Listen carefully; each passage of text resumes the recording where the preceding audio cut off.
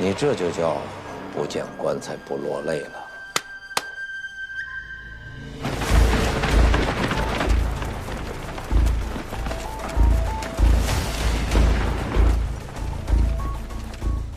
将军别忘了，节度使刚刚下令，令季娘子染制蜀红丝，织造贡锦。怀璧其罪。季娘子身怀绝技，被人觊觎，全家殒命。老夫痛惜，但爱莫能助。杨警官，我不想听废话，所以想好了再回答我。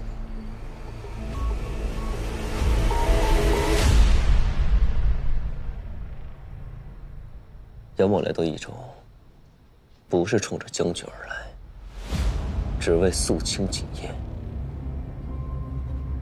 谁拦我，我便查谁。我身后是所有尚存良知的朝廷命官。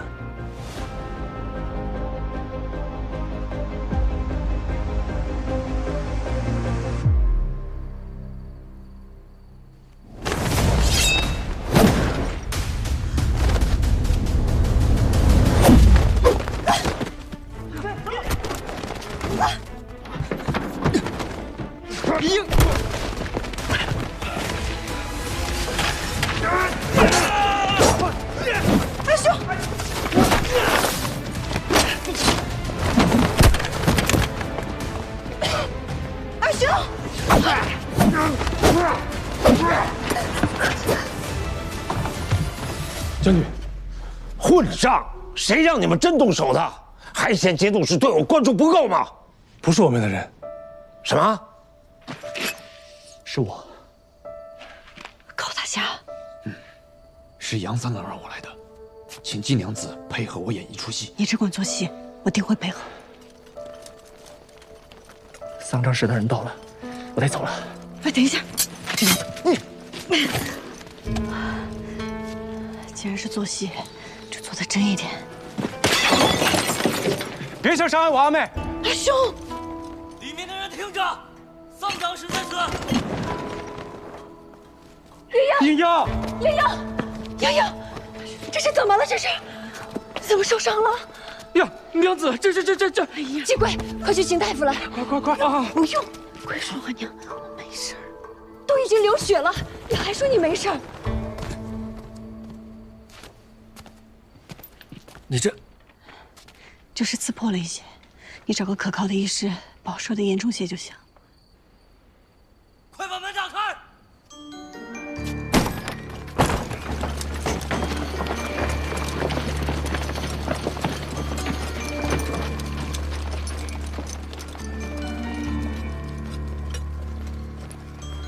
丧章使，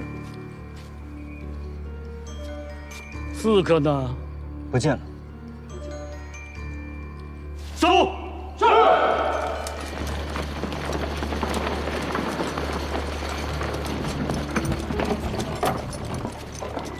啊！苍长使搜到一块令牌。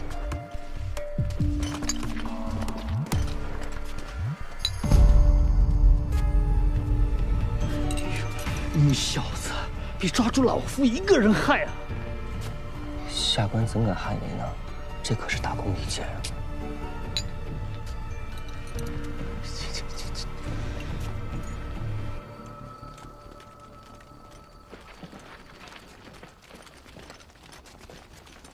尤将军、张刺史，有劳二位，是下官失职。杨警官也在，真巧啊！倒不是巧，只是这季家不同于别家，这季娘子担负着无人可替的贡锦之责，我身为警官，自当多加在意啊。这不过是寻常私户被人劫掠，犯得上惊动张刺史吗？本来是不必惊动刺史，更不必惊动将军您的。只不过丧章使搜查时，发现贼人落了一样东西，要不，将军您看看。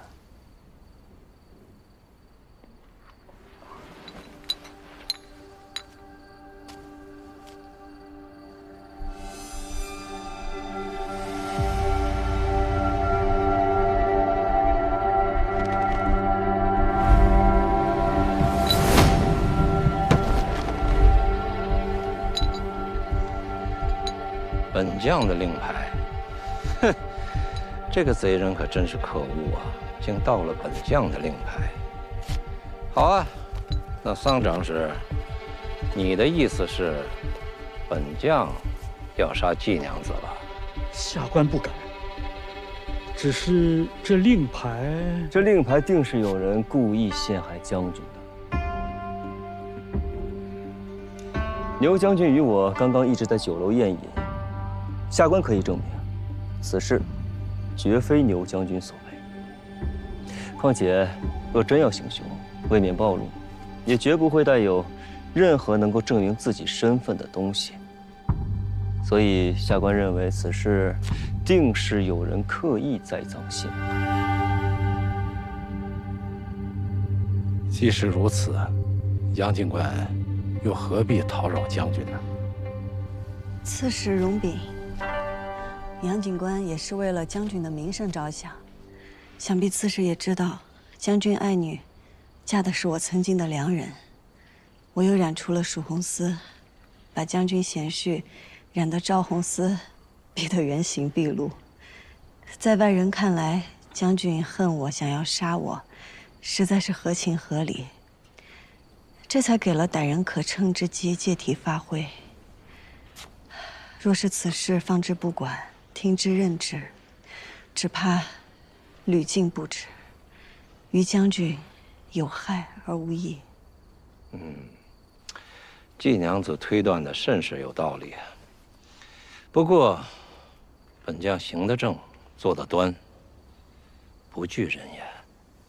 她若是个寻常女子也就罢了，如今制造贡锦可少不了她。要是人就这么没了，贡锦织不成，还牵扯到一位主将。朝堂之上，若派人查下来，将军是行得正，坐得端，只是不知这益州城又有多少人经得起查呢？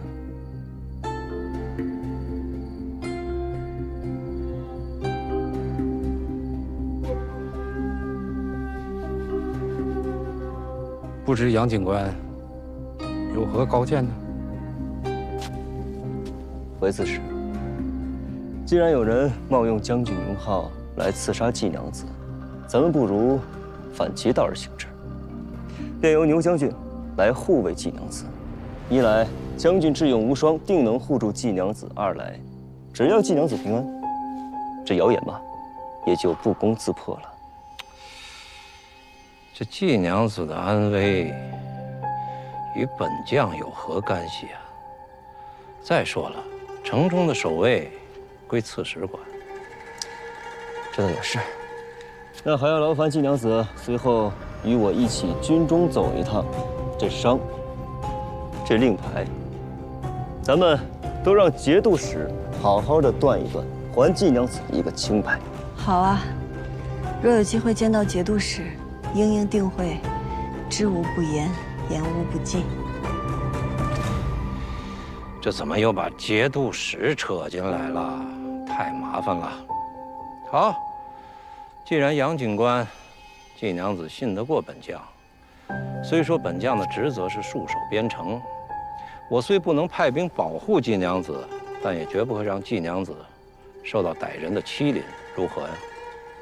还不快来谢过牛将军啊！多谢牛将军。不必了，小事。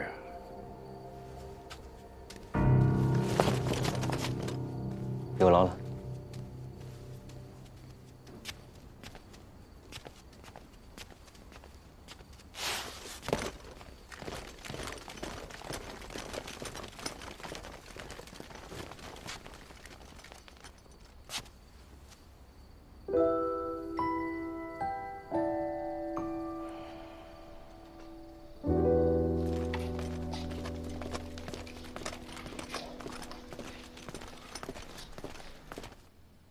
娘子，你还好吗？无妨，这么多年，已经习惯了。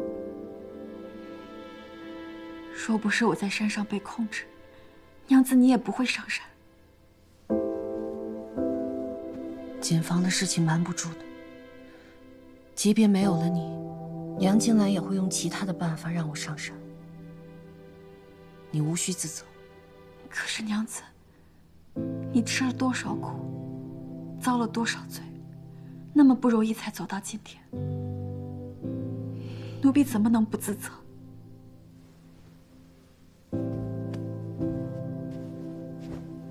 可若是没有你，又是谁帮我撑到今天？娘子救下奴婢的那天，奴婢就答应娘子，奴婢不是牛府的奴婢，是牛五娘子一个人的奴婢。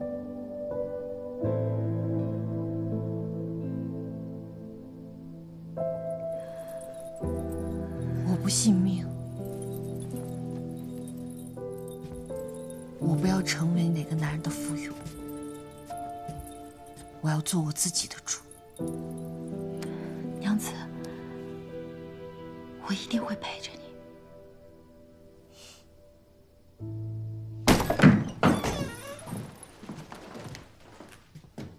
你来做什么？你答应过我，只要我不靠近他，你就能护他无虞。可是他今天差点死在山里。他死了吗？他不仅没死，还拿到了节度使谕令这张免死金牌。接下来，你们还要一起织染供给。这么看来，你应该感谢我才对。出尔反尔，颠倒是非，你这样做买卖是做不成的。夫君怕是忘了，做不做这笔买卖，如何做这笔买卖，向来都是我说了算。你刚刚哭过？山上风沙大，迷了眼睛而已。是风沙迷眼，还是满盘皆输啊？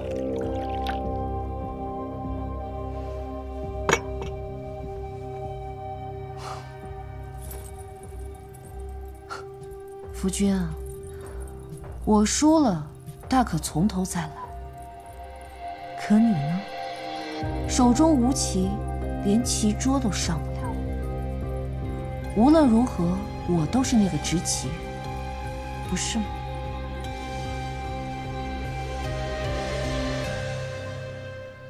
杨警官找借口拦着阿兄和阿娘，可是有什么要跟我说？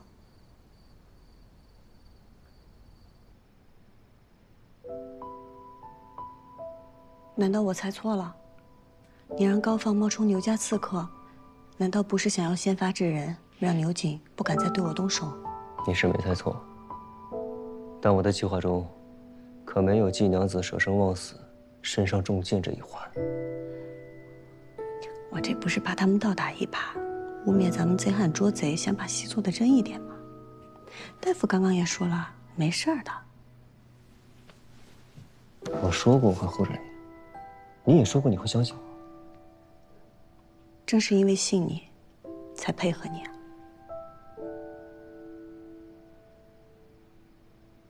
郭奎，回去，怎么又跑出来了？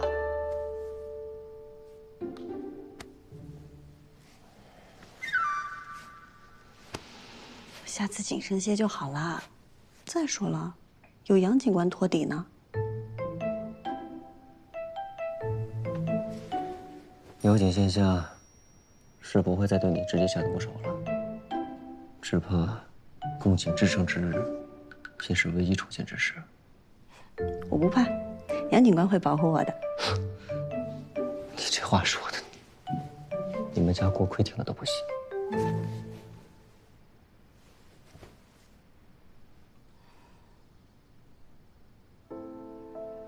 牛景今日也算是投鼠忌器了吧？是不是这气越贵重，他越不敢动？你又要做什么？我会做的只有生意啊。如果我不仅能染出曙红丝，还能织出这世上独一无二的锦，我能做锦芒，做皇商，做一棵任何人都想保住的摇钱树。他牛景再想动我，便更得好好思量思量。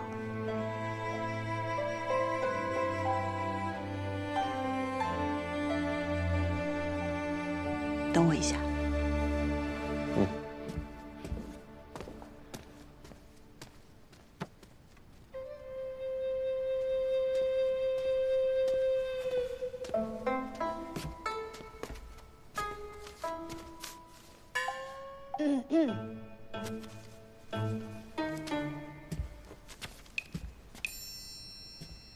这些是当年我家所有能出入警房和染房的工人名单，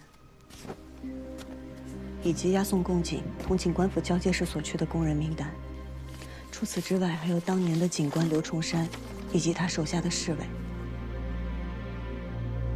杀死我阿爷的督运官，还有那些交界的官兵，他们的名字我并不知晓。若是当年你师父真的在查我阿爷的案子，那这些对你想要寻找的蛛丝马迹或许有帮助。杨金兰，我阿爷的事，拜托你了。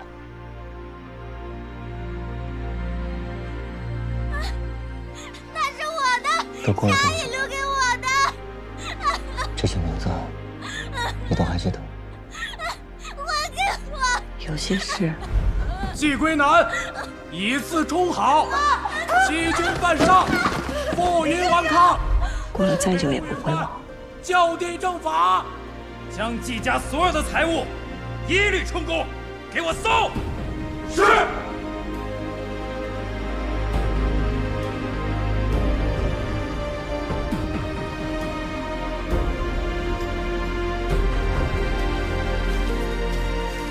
夫人，赵修元在门外求见，说是要与娘子商议供给织造之事。回去。坐下。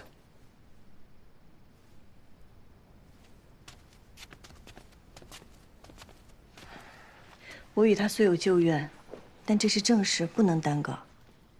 杨警官，我女儿身受重伤，供给织造定要急在这2日吗？不急，自然不急。不仅日子不急，也无需季娘子出面。供给织造只需季娘子按照赵景王提交的所需蜀红丝数目染制后，交到警官府，再由警官府核验后交予赵景王。季娘子，你就在这儿好好养伤，哪儿都不准去。我去跟他说清楚。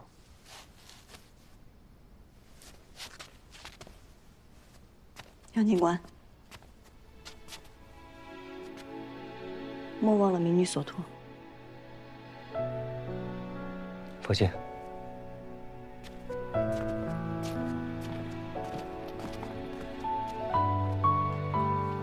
阿娘，先好好养伤吧，其他的改日再说。我会告知飞花会，说你偶感风寒，在家中休养，让他们安心染丝，不必担忧。走吧，回去休息。休息。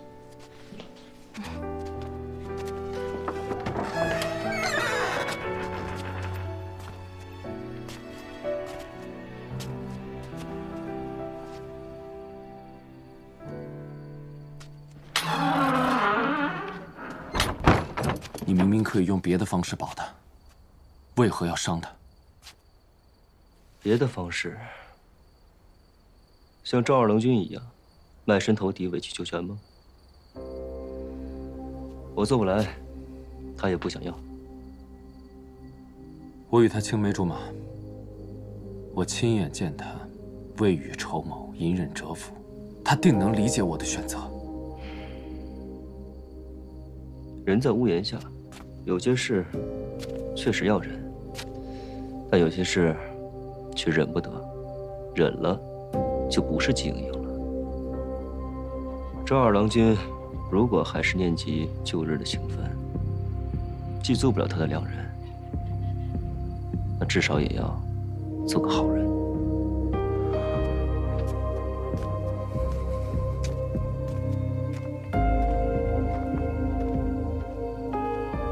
我输了，大可从头再来。可你呢？手中无棋，连棋桌都上不了。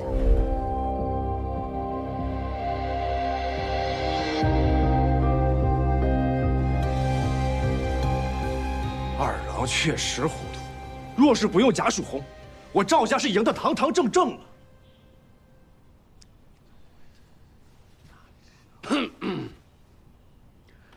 斗锦会上，贾曙红就是个误会。怎么，贤侄另有见解？要不要随我一同去找一下牛将军？说道说道。好，便是不提曙红寺，还有山上那事儿，别人不敢指摘牛家，便是说我们赵家干的这缺德事儿。牛家五娘子这煞气，加上我这糊涂的二弟，这往后不知道要给赵家带来多少麻烦啊！想当初老太爷呀，一门心思想攀牛将军这门亲家，如今这亲家是攀上了，怎会想到那牛五娘子并非良配呢？想来老太爷这心里也不好受。你们是怪我治家不力吗？孙儿不敢，儿媳不敢。二郎呢？二郎昨日去都督府拜会了。是啊，牛五娘子毕竟还是牛府都督的女儿呀，咱家礼不能废。我赵家既得了锦王，那接下来就要联合众锦户，协力完成贡锦。以后这些事就不劳祖父操心了。二郎回来了，牛将军怎么说？牛将军说，祖父年迈，锦王家的事，以后就交给我来料理。什么？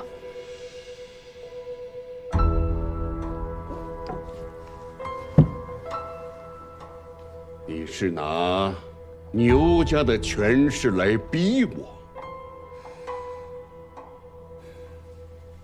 牛将军让二郎当家主，想必也是体贴老太爷年事已高，该享清福了。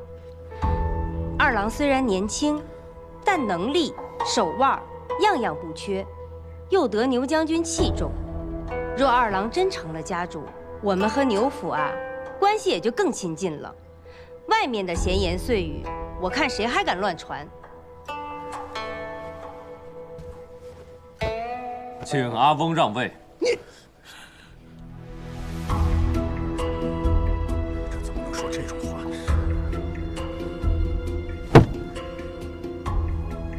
当年我祖父持家50载，我阿爷在他身边学了30载才掌家。我在我阿爷身边也学了30载。二郎，你天赋异禀，你便在爷爷身边再学10年，就让你独立掌家。所以，祖父不让。赵家早晚都是你的，你何必急于一时呢？那就休怪孙儿无礼了。赵平，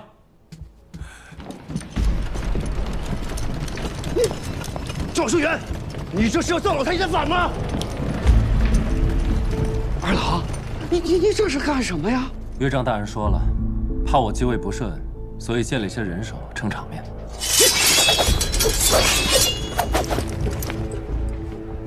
二郎，都是一家人，何必大动干戈呢？老太爷也是一时没有想明白而已。牛将军山上一怒，连朝廷命官都敢动杀心，他的话，我们哪敢不听啊？各位，你们说是不是？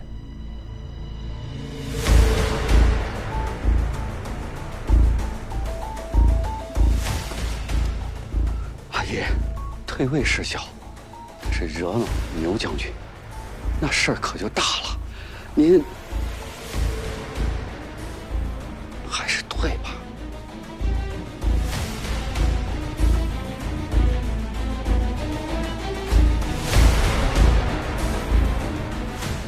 祖父，孙儿也以为二郎当家主，无有不妥。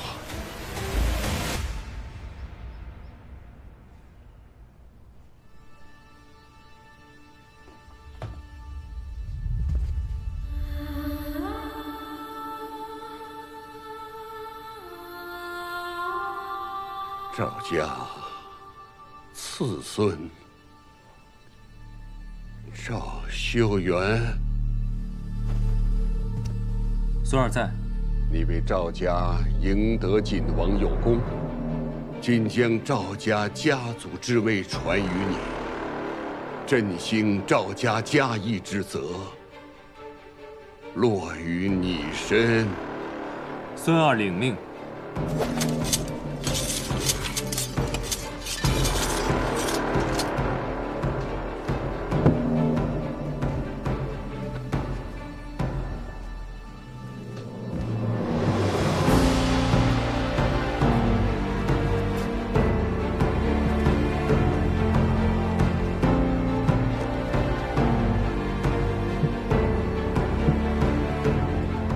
阿兄留步。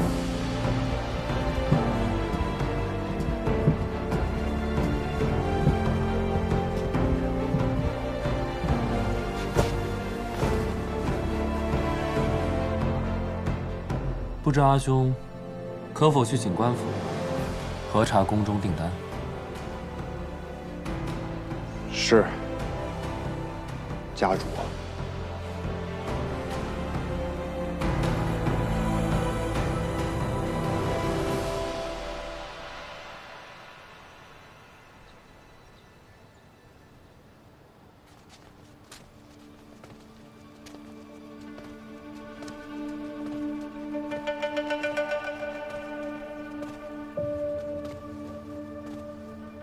夫君昨日送我回来，并未得见阿耶。怎么阿耶今日临行前却突然改了态度，给了你手下？我瞧着这几个人有些眼生，似乎并不是我牛家护卫。我雇人假扮的。夫君倒是坦诚。你不会拆穿我。我能走多远，你这景王夫人才能走多远。夫君可还记得答应过我，成婚之后会予我一些自由？你要干什么？当然是替夫君把整个蜀锦业握在手中。我知锦多年，比夫人更懂这益州锦业。但是我却更了解人心，也更了解我阿耶。他不会介意你冒用他的名声，但是你要让他看到你的价值。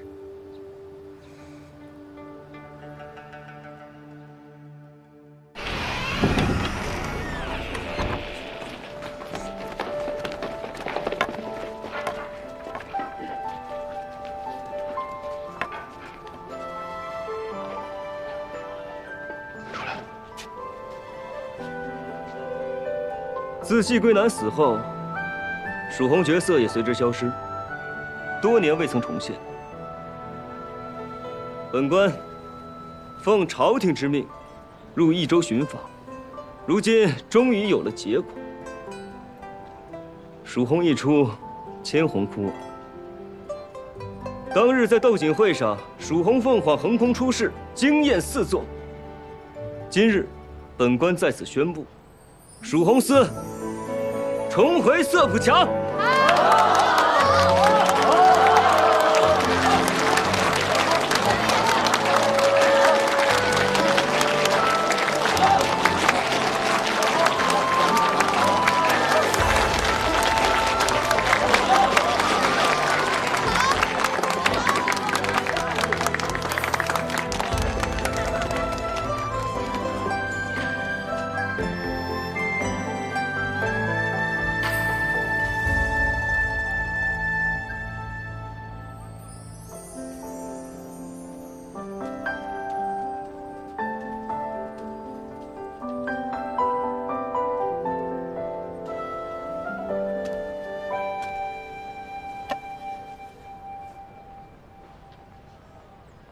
这蜀红是你重现的，自然要写你的名字。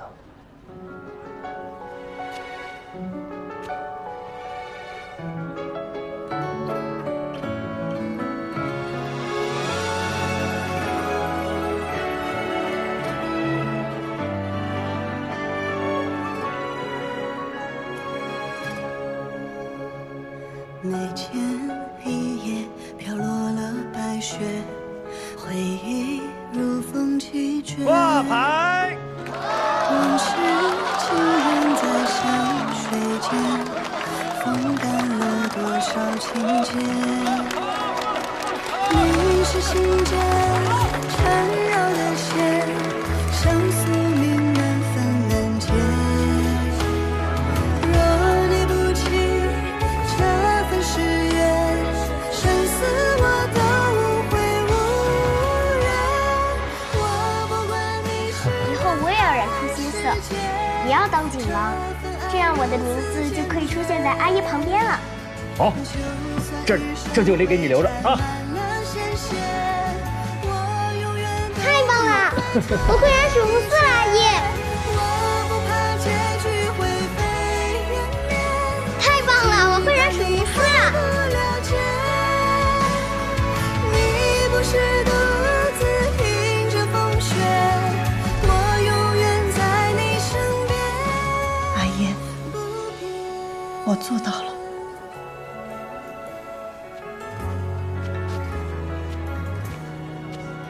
金娘子，杨警官，请你进去核对一下织造供给所需的数红丝数，请。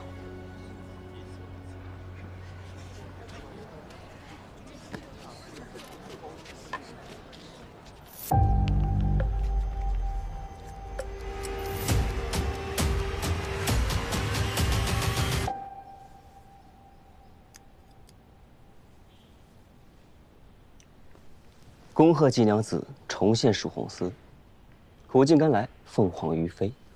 可这是兔子哎，跟凤凰有什么关系？凤凰太难画了，我还没学会。季娘子就先将就着。你自己做的？你的伤怎么样了？我若是不好，我阿娘怎会放我出来？你特意把我喊进来，不只是为了问我这个吧？如果我说是呢？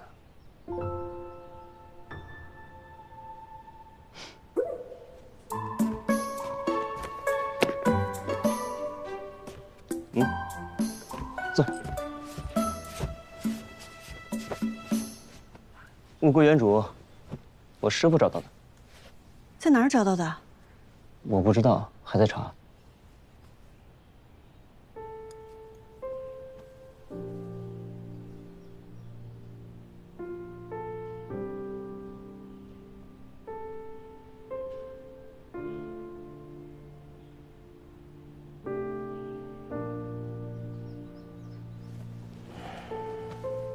我阿耶因为贡井造假而殒命，牛家在山中建黑井房是为了造假井。或许当初他们就是这样用假井替换真井，事发之后，我阿耶便成了替罪羔羊，对吗？季娘子，咱们约法三章可好？查案归我，定还你一个真相。那我需要做什么？做生意。杨某看似光鲜，实则挺穷的。说不准某一日，还需要季娘子接济。我抄律法，行贿当抓，受贿当斩，我不敢。到时候你可以把钱袋扔地上，我假装捡到，顶多算拾金不交，道德有失，触犯不到律法。狗官。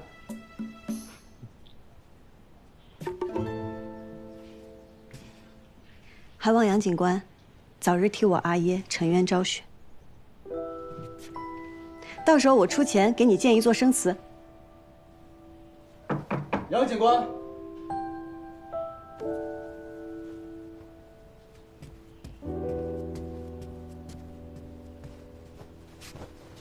进来。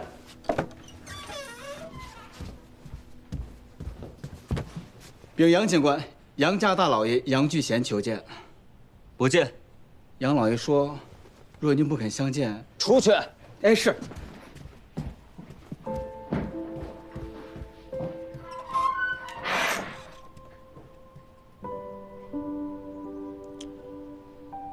其实我跟他也没什么深仇大恨，过去的事儿都是他身不由己，也是我年少不懂事。可过去了就是过去了，没必要和好，更没必要道歉。我不习惯，更不需要突然出现这么一个阿姨。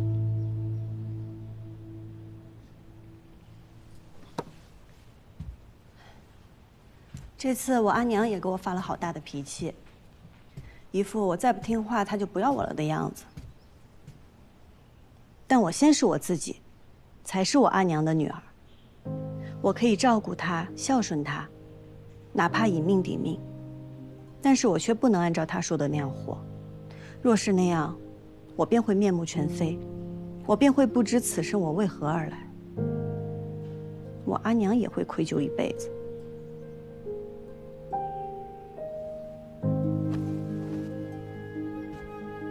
你的意思是，觉得我没必要和好？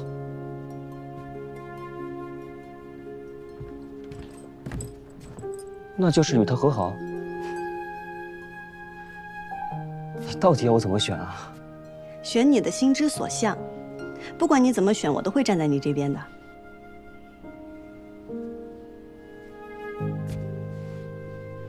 因为我们是盟友，这是我应该做的。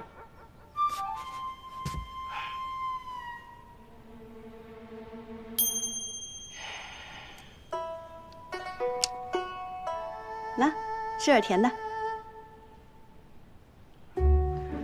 季娘子这安慰人的法子，真是够差的。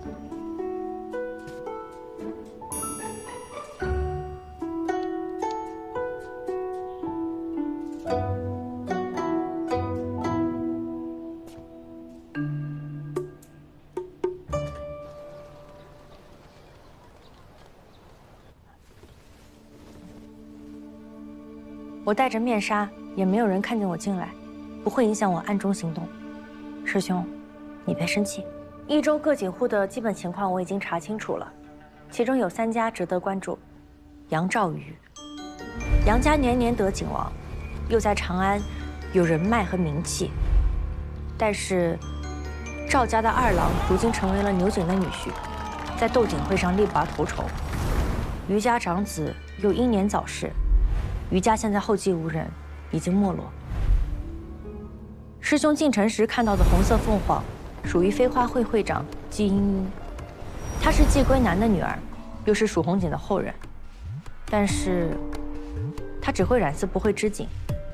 师兄想打入锦业的话，还是在这3家里选吧。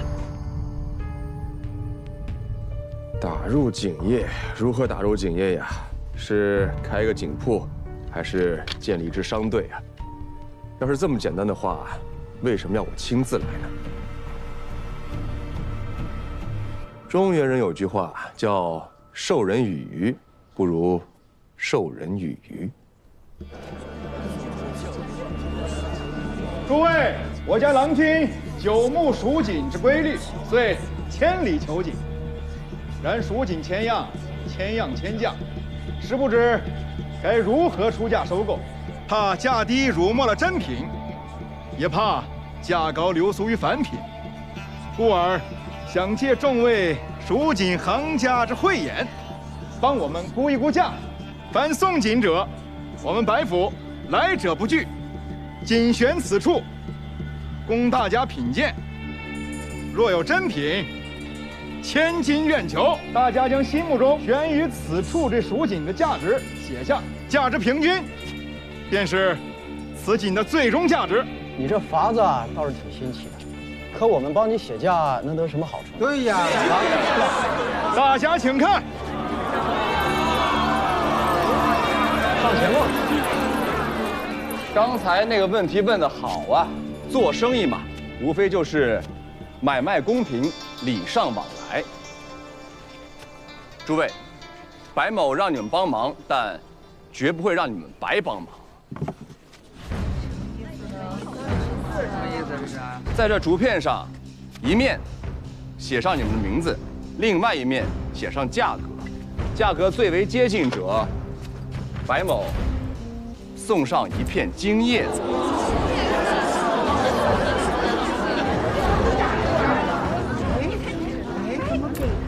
怎么给他吗？这还没开始评呢。你是第一个搭理我仆从的，们远道而来，你诚挚热情，以礼相待，这片金叶子是你应得的。真的假的呀？真的是金的，真的是金的呀！不出3日，整个益州城就会知道啊，来了个新的番商，出手阔绰，带劲无痴。